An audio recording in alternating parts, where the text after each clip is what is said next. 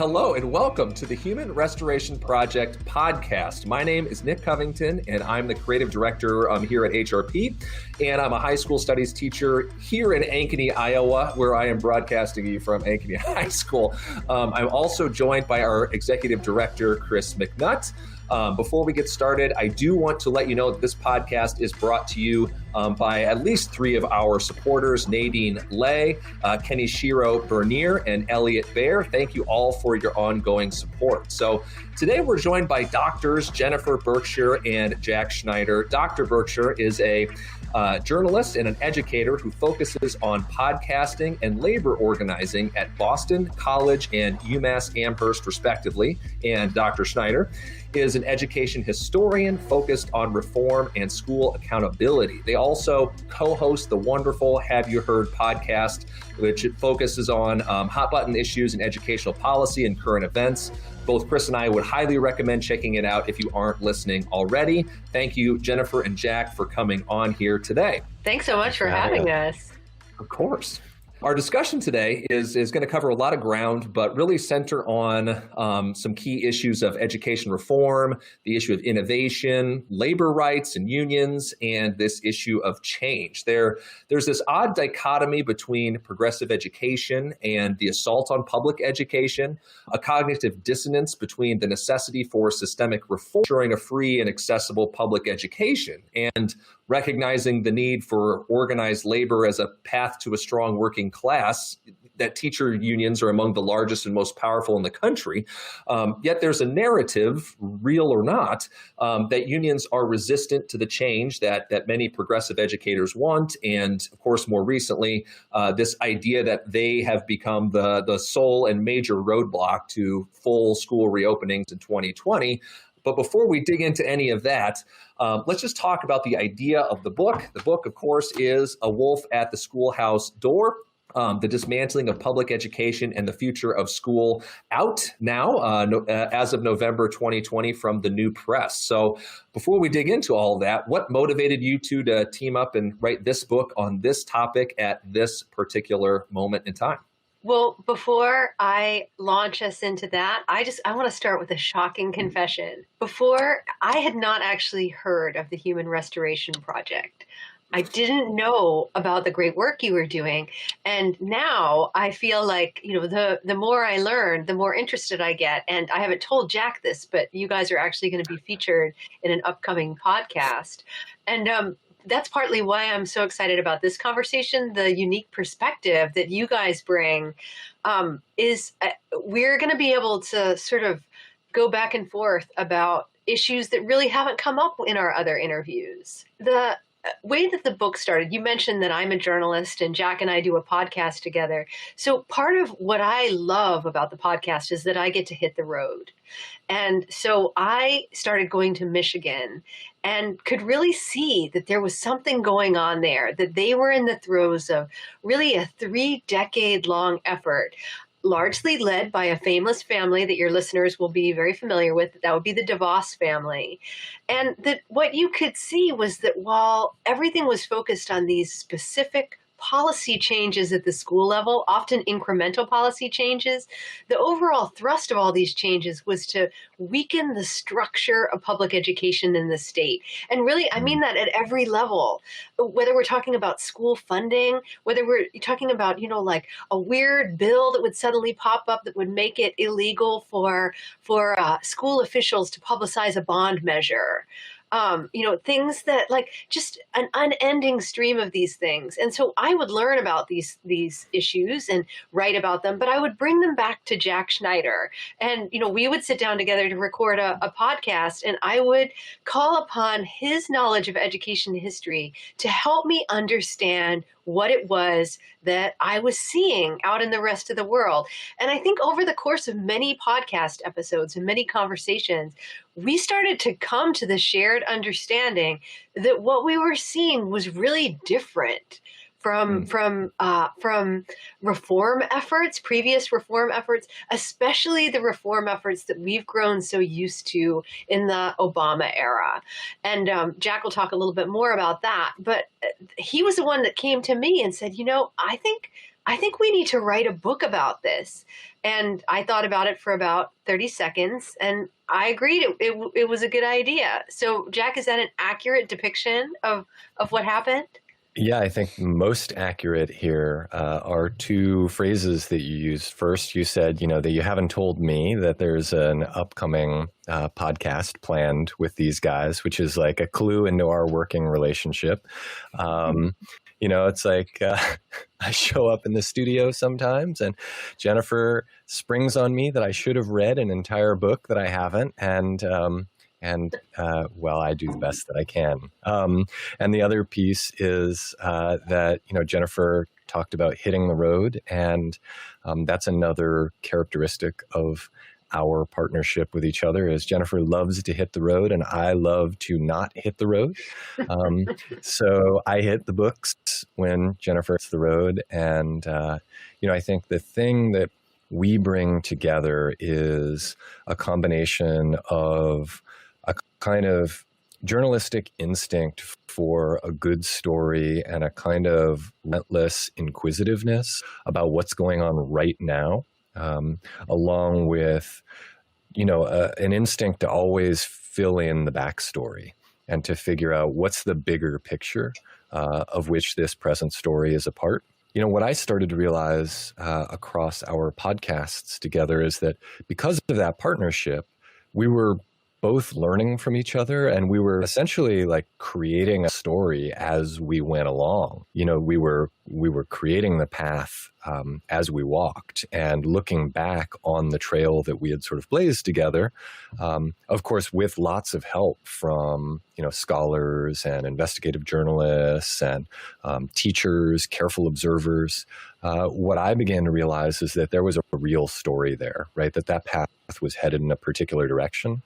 For me, I think I initially was prompted into action, like so many people, by the 2016 election. And my thinking was, Betsy DeVos is a vulnerability for the Trump administration, that the things that she was pushing were so clearly either unpopular or destined to be unpopular with ordinary Americans, that if we could tell that story really clearly, it felt like we could potentially make a difference in the 2020 election. And what ended up happening is that as we worked on the book, I think what we both realized is that it wasn't a story about DeVos. It in fact wasn't a federal story after all. It was a story, as Jennifer just alluded to, about what's happening at the local level and the state level across the US. And as we connected the dots, we began to realize that it's not only a local and state issue rather than a federal one, but it's also an old one rather than a new one. So the effort to unmake public education really began to take shape in the wake of Barry Goldwater's defeat. In the wake of that, you see all kinds of conservative organizations being built, movements beginning to take shape.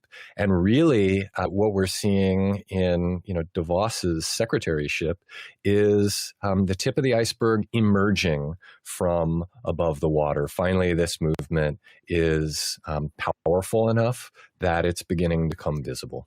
Yeah, and I think it would be interesting to expand on that a little bit further and talk a little more about what it is what really literally is the wolf at the schoolhouse door. The introductory chapter of the book, you have a quote. It says, "The present assault on public education represents a fundamentally new threat driven by a new kind of pressure group. Put simply, the overarching vision entails unmasking public education as an institution."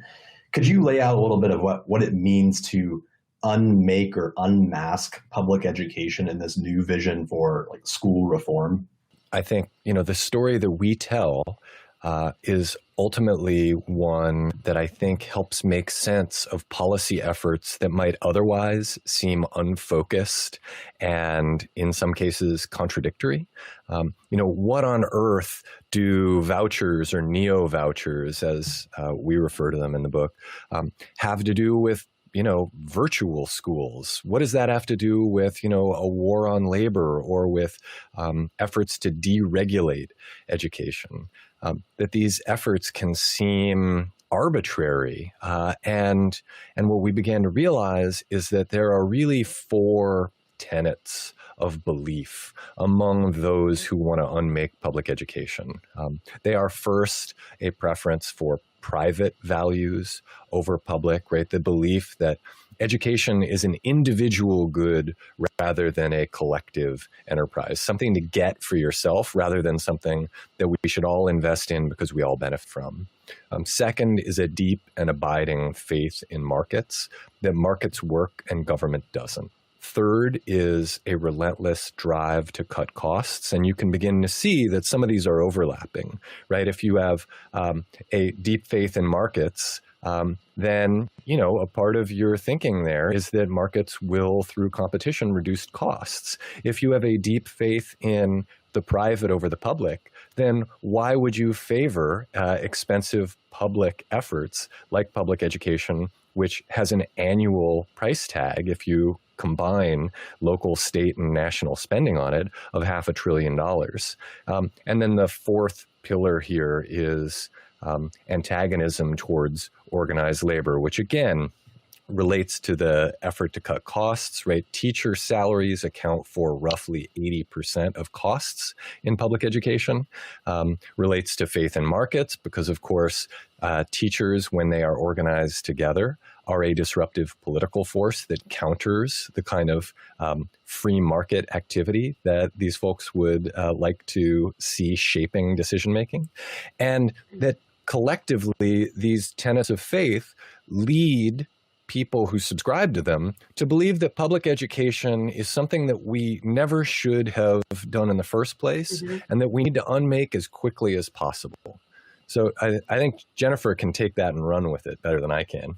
I thought you did a really good job. I mean, you made a point earlier about how this isn't a new story. It's actually an old story. And in some ways, it's really fitting that Chris and Nick, that you're both coming to us tonight from the Midwest, because in many ways, this is a story about conservative Midwestern industrialists who get really mad after the New Deal. And what they're mad about is that they see that the pendulum shifts towards labor, right? The industrialists in Michigan are furious about those auto workers who sit down and, basically like kick off the organized labor in this country.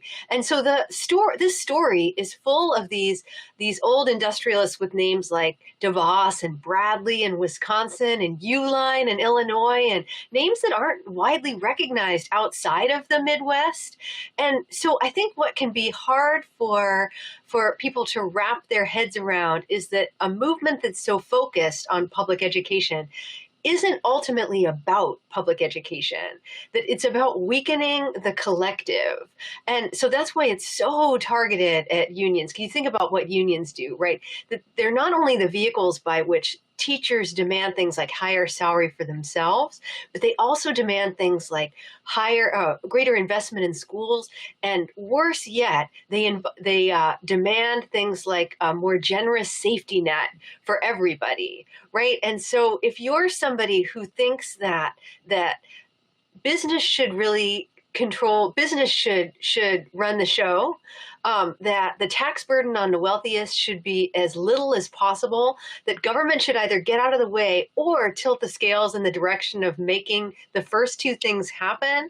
Anything that enables a group of people to come together and make collective demand is your enemy. And you think about what schools do, right? That's where, by their very nature, kids go to a school and the teacher is supposed to raise their sights. They're supposed to, encourage them to believe that they can be more, right? And so if your goal is to shrink people's expectations, you can see exactly why they would be opposed to schools. The way we fund them is more redistributionist than a lot of the other things we do in our culture, even though, I'm sure all of us would like to see school funding be far more redistributionist. And so I think that so much of this is focused on school policy, but ultimately the goal is to get us to think of ourselves as consumers in a marketplace, ideally an unregulated marketplace, and to function in the most atomized way possible. It's a pretty bleak vision. And what we try to do in the book is to lay out how these sort of specific policies around school relate to this larger vision. it provides like the unified theory, to go back to what Jack was even saying there. Instead of seeing these as all sort of disparate parts or different attacks on sort of the same issue, it actually gives us a lens to understand the totality of it, and to go from what you were saying there to kind of see how the shift is from viewing public education as a public good and a public right that we all have to a free and accessible public education, as constituents or as citizens, to that perspective of us as customers, to be able to sort of pick and choose the educational package that is going to best fit our child in this case. So it really is that fracturing of the public good into all of these different consumerist parts, and kind of force us to pick and choose from the pieces. And one of the things that I found the most fascinating in the book, and if you go to our website and read the review of said book there, which I'm sure we'll put in the link to this, the one thing that I really grabbed onto as being maybe a prime example of this, even though they are legion, was like this issue that you framed as neo vouchers, because it was such a ingenious or sort of infamous kind of way, I think, to work around the barriers that we've kept from having that public money flow, particularly to sectarian religious institutions, and just say, to heck with all of that. Like, this is a direct backdoor from those things. So, you described it in the book, or somebody described it, you quoted in the book, as a laundromat for tax dollars. And I think that's what got to me right away, is saying, hold up, what's this all about? So, I don't know if there's any, uninitiated folks in the chat or listening, but could either of you describe that idea of neo vouchers and the result of their proliferation in states like Arizona and Florida? So, if we flash back to the 19th century, what we can see is that a failed amendment to the Constitution led states, and it's a majority of states, to adopt what are referred to colloquially as baby amendments, named after James Blaine, the congressman who made this his big cause. He was actually considering a run for president, and I think this was a part of it. The baby Blaine amendments, adopted in these state constitutions, forbid public dollars from flowing to sectarian institutions. Now, this is a major roadblock if you are a voucher proponent, right? If what you want is to give every kid in your state, or as many kids as possible, a voucher loaded with a per pupil expenditure on it to take to a private school, then you've got a problem, because 9% of kids who are in private schools are in sectarian schools. It's a huge percentage of private schools that are religiously affiliated. And the way around this is, as you said, pretty ingenious. So you don't send the dollars directly from Treasury to these private schools, in most cases religious schools. Instead, you let private donors give their money to scholarships for students who want to participate, and then you reimburse those donors. So for those following along at home, you would draw a box and you would write Walmart in it, and then you would have arrows labeled with dollars over those arrows to a scholarship, private school scholarship organization. Then you would have arrows with dollars flowing to individual students who would use those and then carry those dollars right on over to a private religious school. Now, where does Treasury come in? Coming in from a different angle, you would have dollars flowing to Walmart from the Treasury. So Treasury dollars never actually go to the private school, to the religious school. They reimburse the corporation, and it's usually corporations that decided to exercise its faith in private education and vouchers by giving its money to these. And this is just money laundering. There's no other phrase that is as apt to describe it. Another big part of the reason why they had to come up with this elaborate workaround was that whenever the public is given the chance to vote on whether public dollars should go to religious schools, they voted down overwhelmingly, including in Arizona just a couple of years ago. This remains a deeply unpopular idea. And so that's, come up with this sort of convoluted system and make it about tax credit scholarships. And suddenly, it's a feel good thing. The other thing that's really happened is that over the past couple decades, the Supreme Court has gotten increasingly friendly to the idea that we don't really need a separation between church and state. So, for example, over the summer, there was a ruling about school vouchers in Montana. And it's just one of a whole string of court cases that are coming down the pike to keep expanding the terrain on which religious institutions can claim public dollars, but still continue to function as religious institutions. So just before the election, the Supreme Court heard a case that really doesn't have anything to do with education per se, but will have profound implications for it, about a Catholic adoption agency, a foster care agency in Philly, that wanted to take public money but wouldn't place foster kids with gay couples, right? And so they're arguing basically that the city is discriminating against them by not allowing them to take the contract. So the court seems very amenable to that view. So you can see how this would play out, right? So like a school like the one that Amy Coney Barrett sat on their board in Indiana, it was a school where you couldn't attend if your parents weren't married. Right. So that's a school that takes voucher money in Indiana, which is already kind of questionable. But under this argument that the Supreme Court seems really amenable to, it would be discriminatory not to fund that school.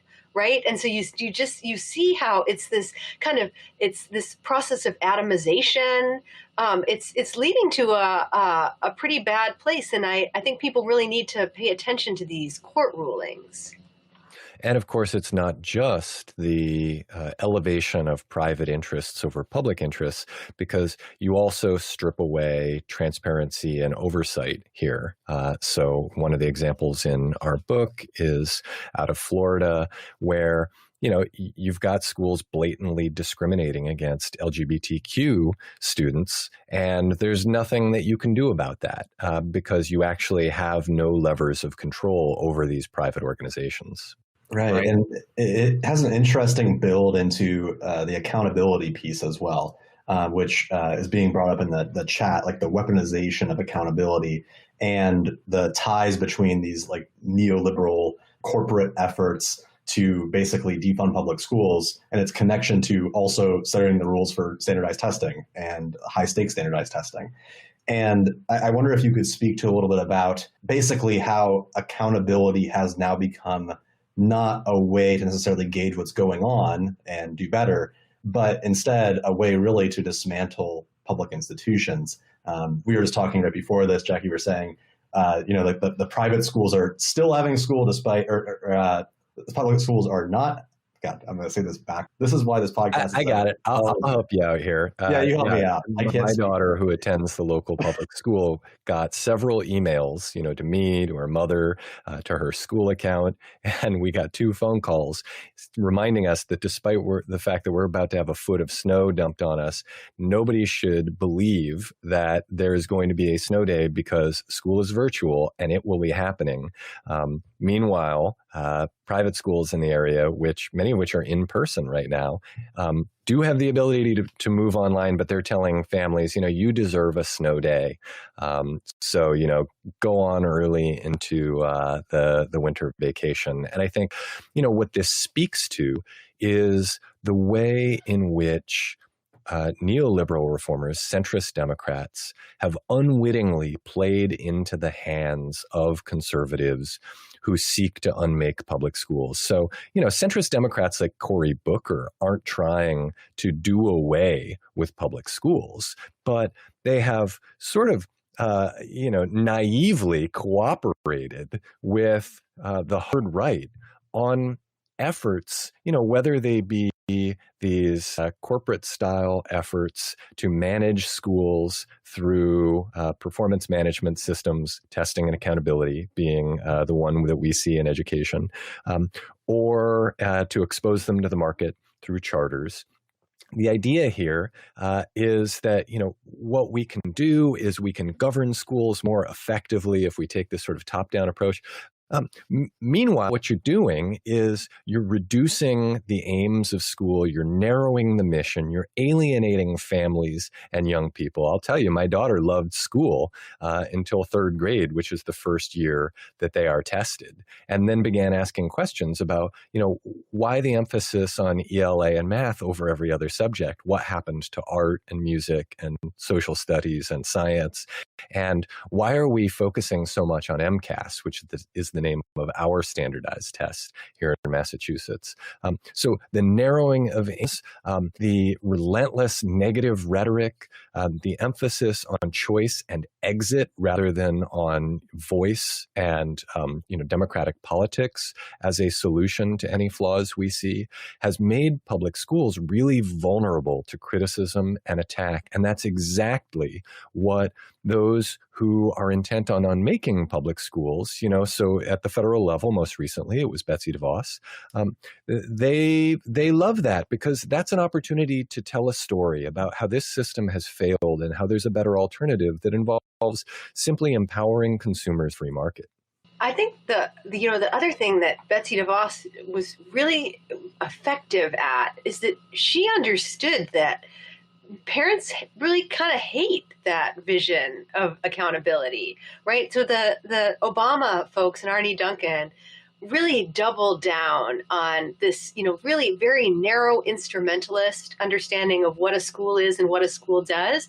And so a school is a place that raises math and English test scores. And a good school is the school that does the best job of that. And it didn't really matter what kind of school it was, as long as those scores went up. And we were just going to take that vision and just keep extending it. So a good teacher was a teacher who was the best at raising math and English test scores, and a good teacher prep program could produce a teacher who could do that, et cetera. And Betsy DeVos understood that, this really does not resonate with parents, right? That there are all kinds of reasons that parents consider a school a good fit, right? And so her definition of a school that was failing was just a school that wasn't a good fit. Right. And I think that actually resonates with people far more than, value added or the kind of data dashboards that were being rolled out. So I think that we see this now with the school reopening fight around the country, that ironically in some of these very conservative areas where parents have pushed really hard to get their schools open, sometimes without masks, right? But their definition of what a school is so much broader than this kind of desiccated definition that we settled on during the Obama-Duncan years, right? We hear lots of talk about socialization and mental health, about the whole sort of range of the curriculum. We hear a lot about sports too. Right? But you don't hear people saying, you've got to reopen the schools so that my kid can do better on her math and English standardized test. And of course, that's why my daughter's school will be open on the snow day, right, to prevent learning loss, because there will be testing this year, we've been told. So, the school has an interest in cramming as much content into kids as they can, regardless of, the kinds of decisions they might make in a different policy context. It's absolutely heartbreaking too to think about that narrowness of the purpose of education, and of course then the measurements that we've talked about, that the chat's talking about here too. Karen mentions over here the need for a better, broader definition of what effective schools first, right? But then successful schools and students. And while you were talking, Jennifer, too, I thought back about Jonathan Kozol and how he sort of plays off these ideas of the desiccated curriculum opportunities are ones that would never fly, in the wealthy suburban public schools. But those are the ones that the high accountability regime of what we would consider like the liberal era, of Arne Duncan and Barack Obama would have gotten us, the race to the top, et cetera. After even I don't know about SS so much, but in the wake of No Child Left Behind, certainly like that's the regime that we ended up getting. So many good questions floating around here too. So I think what I want to maybe shift gears towards is let's kind of like live in this in the unmaking world for a minute, and imagine that there are some people listening to us who might be amenable to that notion, or even just questioning like, why would that be such a bad thing? I mean, we talked about how the private school infrastructure can maybe pick and choose students that the public school infrastructure either is required to take, that their special needs, or they might have behavioral problems that would keep them out of private schools, or they can just pick and choose because you have to sign a faith statement to join this Catholic school or this other one. But like, let's imagine for a second here, that we recognize the need for change within our education system, and like the things that we're talking about kind of speak to that need too: inequitable outcomes, outmoded curricula, grading and assessment practices, whether we want to talk about issues of police in schools too, the over-policing of bodies and, increasingly of minds through proctorio and some of those other things too that we've talked about at HRP. But for our listeners who might be amenable to these ideas of right libertarian reformers, vouchers, for-profit schools, mass privatization, et cetera, who look at those things and say that might not be a bad thing if we fully arrived at their vision, right, of educational utopia, right? If we lived in a DeVos utopian era here, what have we lost? With the loss of the public infrastructure, what has the cost been? Who are the winners and losers in that? I'm going to steal a story that I heard Jack tell, because we now spend so much time in various, in Zoom rooms, and now we're in a different kind of room. So we gave a draft of the manuscript to a colleague of his, and the working title originally was The Dismantlers. And his colleague read it, and he said, I don't know where I fit in this, because I'm a dismantler, right? I want to dismantle structures of oppression. I want to dismantle police and schools. I want to dismantle standardized testing. And, so we really thought about it. And we thought that, he's absolutely right, that our goal in writing this was not to say, status quo is fine, just leave it alone. Right? It was to say that yes, we absolutely need to dismantle what isn't working, and push for equity and all the things we want. But if you embrace an alternative that means treating education as an individual or private good, you lose the capacity to demand the dismantling of those structures that you want to change, right? And so, like, you'll hear a lot of people saying right now, just give the money to the parents, right? Like, for example, you're in Iowa, and that's a state where your Republicans picked up some seats in the most recent election. You're going to be hearing arguments like this in the coming session, and I think to a lot of people that seems kind of appealing. Well, if you just gave me the money, I could figure out what to do with it, right?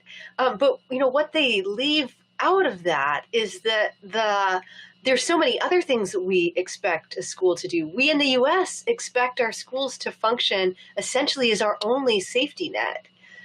So what happens to all of those things? And so I think, that's what you really have to be focused on, is that the criticisms are being leveraged in a way to convince people to embrace a solution that makes the actual problems impossible to solve. And now I'm going to hand it over to Jack, because I feel like I did such a good job that he's not going to know what to say.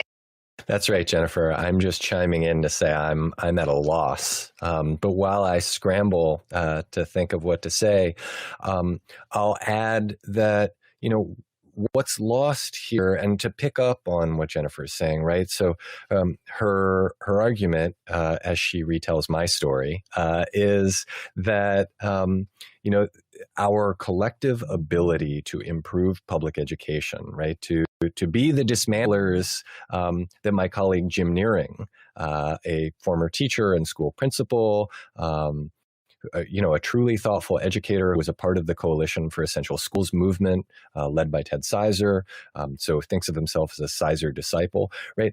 Our ability to collectively engage in the kind of work that he has spent his career engaged in withers if we don't have transparency, oversight, regulation, public governance, right? Not only that, but of course, then there's massive opportunity for fraud and abuse. I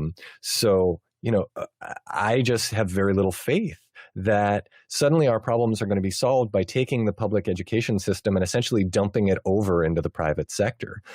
One of the points I often make to people is, sure, let's imagine that the entire public education system has become privatized, because many people, right, there's this halo of exclusivity around private schools, which largely has to do with the fact that they have a more affluent clientele, a whiter clientele in most cases, a native English-speaking clientele, fewer special education students. And of course, they turn people away. All of these things, right, and they charge money. These things make them seem like they're better.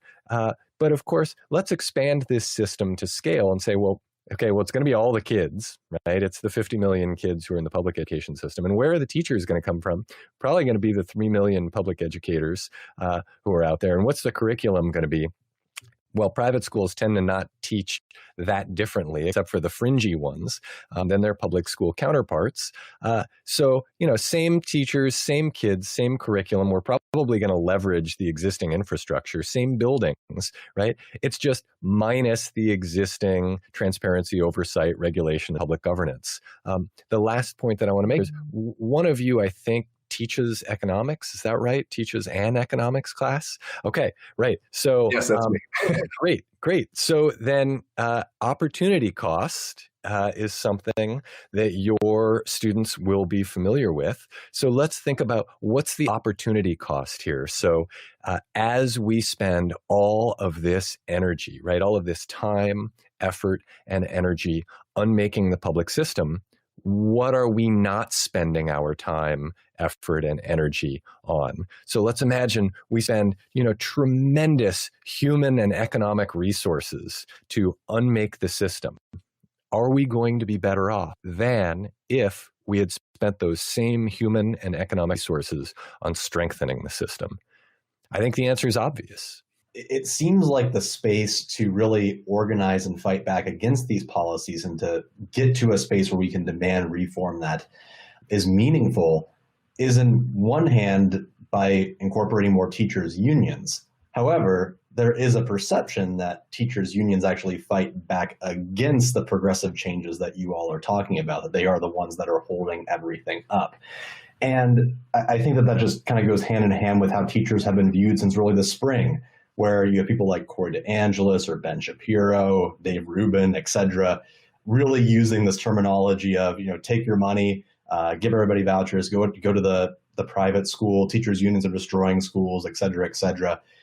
Is there like this tension between unionization and education reform and all the things that you're talking about? Does that exist? First off, more so now than ever, and why would you attribute to that? But also, would you advocate then for teachers being more prone to joining unions or advocate to start a union in order to get to the place that you would like them to be? I've been thinking about this question a lot because we're coming off of this period where you had this kind of, extraordinary coalition, a bipartisan coalition, where the Democrats were all about weakening teachers unions for the right reasons, right? That if you constrained their collective bargaining, got rid of things like last in, first out, you put in all these evaluation policies. So the idea was that students would be better off, right? That there would be achievement gains if you intervened in at this kind of policy level. So then you go across the the partisan divide to the conservatives. And well, they had their eye, frankly, on a bigger prize, and that was to figure out how to constrain collective action and possibly even democracy. And so, you see state after state that implemented what are called right to work laws, and these are basically just laws that mean that, like, if you don't want to join a union, you can't be forced to pay for the benefits that you get through the union contract. And so, basically, they weaken unions, and they've had a measurable impact on their membership rates. There was a Supreme Court decision, but first we saw this happen at the state level. So we now have, 10 plus years of research on whether the policy interventions that I described, about things like hiring and evaluation, and it's at best the most mixed of bags, right? We could take the sunniest perspective on it. And the best you could say that in certain cases you saw small gains, but where there's really no doubt is that what happened in these states that implemented these really sort of, harsh measures aimed at weakening unions, that if you look at what happened in states like Michigan and Iowa, they served their purpose, which is to make it harder to elect Democrats. Voter turnout dropped. It made it harder for people who come from the working class to run for office. And we have to leave the realm of education policy to see this. You have to go to political science, where they've been doing quite a nice job documenting this. And so on the one hand, the reason that teachers unions get a bad rap among Democrat reformers is because of their resistance to these policy interventions. But I think that the Democrats have been too slow to recognize that the Republicans and the conservatives have their eye on a bigger prize that is delivering measurable results for them. I would, echo everything that Jennifer said, and just add that with the particular example of school closures, I definitely am inconvenienced personally that my daughter is virtual, right? And she is inconvenienced. She goes to school on a computer in a closet, right? That's not what anybody wants. But what's the right thing for our society?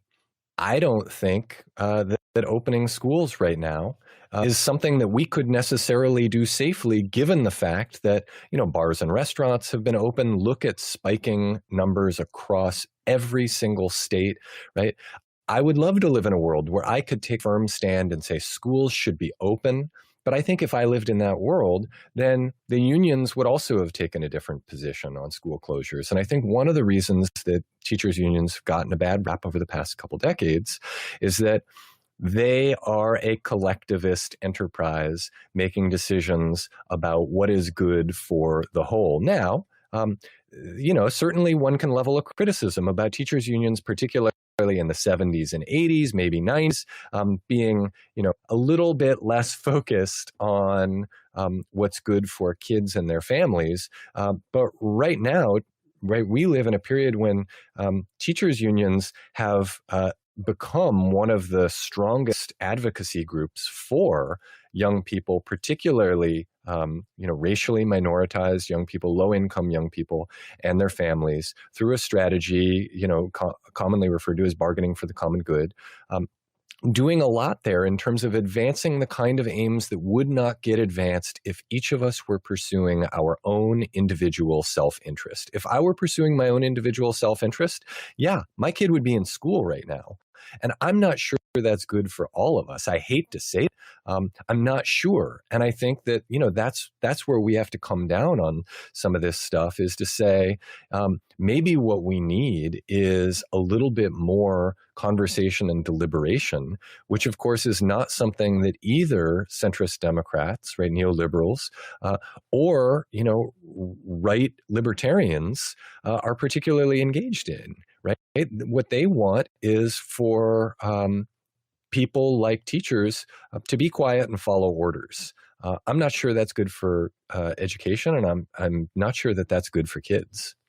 I would just add one more little piece to that. I wish that the unions had done a better job of making the case about their own safety concerns in a kind of a broader pitch for, that everyone should have the right to a safe workplace, right? Because they made the argument in a narrow way, it comes across as self-interested, and then it opens the door to what Chris was talking about. And so you'll often, you'll hear people, I see people tweeting stories all day long about Europe. Look at Europe. They've opened their schools. And what they completely miss is that the reason that Europe is able to keep its schools open is that it has this unbelievable social safety net thanks to the strength of its unions, right? So they're closing everything else, paying workers 90% of their wages, including freelancers, to stay home, making sure that their economy is able to reopen when the pandemic is finally over. And so to make the case here that somehow we would be better off without unions seems just, like extraordinarily kind of dumb.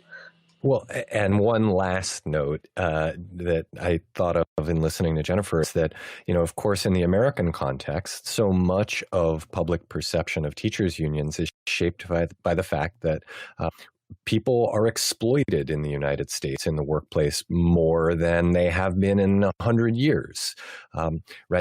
I think where a lot of people are coming from, well, I didn't have that right. I didn't have the ability to say that. And I think the response is not to say, well, shame on the teachers. I think the response is to say, actually, what do we need to do to make sure that everybody labors in safe conditions, that everybody has a kind of voice in the way that their work is shaped and managed and controlled, that everybody is adequately compensated for their work. Amen to that. So I think that's a perfect place to sort of wrap up the conversation. It's interesting, right? If we think about the notion of labor solidarity as being a net benefit, not just say to teachers, but those brothers and sisters in labor too, who might be part of restaurant unions or other public and private employee unions to electrical workers, like across the board. And then imagine the attacks over the last since the Goldwater era or since the 80s on those groups. And then imagine that replicating itself now in public education to say, we're going to take that educational solidarity away and continue to fracture those things out too. And let's take the wage gains or the wealth gap for the last 30 years, but then apply that to education as well. It's really difficult to imagine that replicating that formula in education was leave us in a better place than it did for labor over the last 3 decades too. So I think the answer overall, right, is more democracy rather than less. And also interesting to think about, right, attacks on those democratic institutions are not just a delegitimization of democracy, but also wanting to put barriers in front of the democratic process. So here at the same time that we want to remove the democratic accountability, we want to make it more difficult to have democratic accountability to elected officials and to, your boss or to your working conditions and all of these other things. So, I am definitely cool if the message at the end of this is solidarity and democracy in the workplace. Is there anything that we had missed that you think we should talk about here at the end before we do a plug and start to wrap things up, Jennifer and Jack? No, I think we really conveyed a sense of what the book is about and why we're worried, but also that just because you're sounding an alarm does not mean you're also saying that everything is great. Yeah, and I'll offer the yin to Jennifer's yang there and say that this is a dark picture that we paint in the book, and that we do so in order to try to spur action, right? That there are things we can all be doing as, family members of kids in public schools, as educators, as community members, as voters. You may have people listening who are school board members or who are locally elected officials, right? There's work that we can all be engaged in, but at the end of the day, I think the most important work is actually engaging in conversations that challenge the kinds of assumptions that are so problematic and that undermine the aim of excellent and equitable education for all young people, right? So when people sort of just say, as if it is an unquestionable truth, that the public schools are no good, or if people talk about the fact that teachers are self-interested, I think that these are things that can be met with pointed, polite questions. Because as soon as people are questioned on this stuff, how do you know that the schools are no good? Tell me about the 98,000 public schools in the United States that your kid doesn't go to. Right. I think that's where there's opportunity for growth, right? When we help people realize that a lot of the things that we take for granted, we actually need to begin asking questions about. Well, thank you both very much for this. A reminder, the book is A Wolf at the Schoolhouse Door. The podcast is Have You Heard Podcast. And of course, you can read the review that I wrote for the book on our website, humanrestorationproject.org. Follow us at HumResPro. Of course, thank you, Jennifer and Jack, for joining us here today. Do you want to plug a Twitter handle or, for the podcast or for yourselves along the way too? You can find out more. You can subscribe to the podcast anywhere, basically, that you get podcasts now. And we also have a blog, haveyouheardblog.com. And my Twitter handle is B is for Berkshire. I'm edu_historian, and the show's Twitter handle is @HaveYouHeardPod.